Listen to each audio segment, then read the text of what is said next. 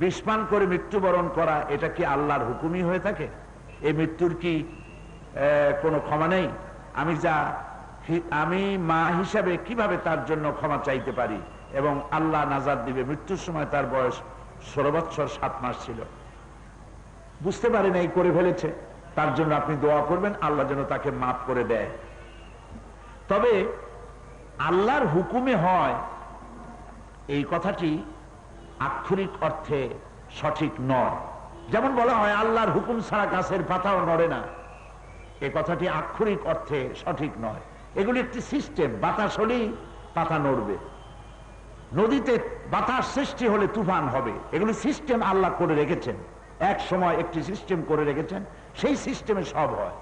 আপনি যদি এভাবে বিশ্বাস করেন যা হয় আল্লাহর হুকুমে হয়, তাহলে কেউ আপনাকে একটা থাপ্পড় মারলো, অপমান করলো, আপনি কেস করবেন কেন? বলবেন আল্লাহর হুকুমই থাপ্পড় মারছে।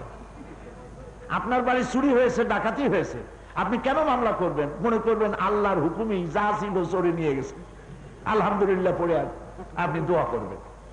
বিষয়টি এমন নয়। আল্লাহ পাকের নলেজে সবকিছু আছে, আল্লাহ সব জানেন, এবং একটি সিস্টেমের উপর দিয়ে সবকিছু পরিচালিত হয়। এই ছেলেটির নিয়তি ছিল সে এভাবেই মরবে, এটা আল্লাহর জানা আছে, এটা আল্লাহর হুকুম নয়, আল্লাহর জানা আছে।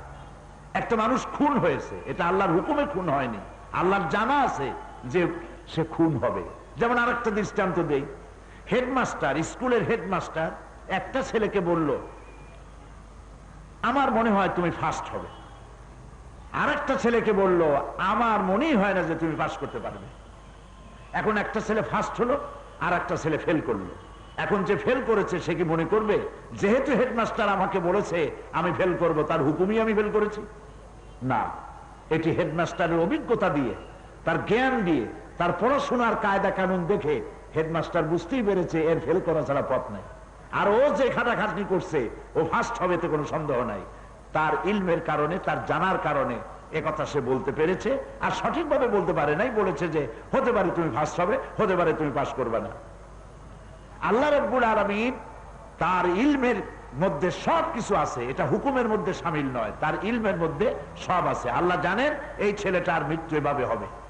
সেই জন্য আপনি মা 16 বছর বয়সের সময় এই অপ্রাপ্ত বয়স্ক ছেলেটি আত্মহত্যা করেছে, আপনি তার জন্য আল্লাহর কাছে ক্ষমা চান, আমরাও ক্ষমা চাই। আল্লাহ আপনার এই সন্তানকে মাফ করুন।